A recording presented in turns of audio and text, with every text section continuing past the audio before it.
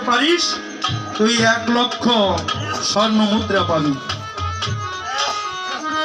হীরা ডাক দিয়ে বলেছে, এই হীরার রূপের যৌবন দেখে কত সাধুর ঘটি ডুবে গিয়েছে।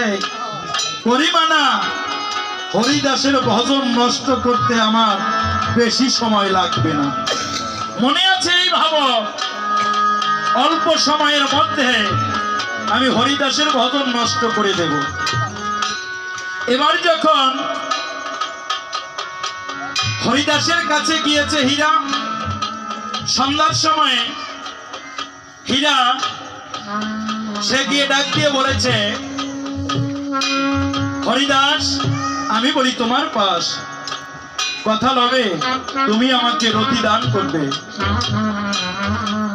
যখন এই কথা বলেছে হীরা, তখন হরিদাস ডাক দিয়ে বলেছে, ও হীরা কথা লবে, আমার নাম শেষ হলে পরে আমি বলি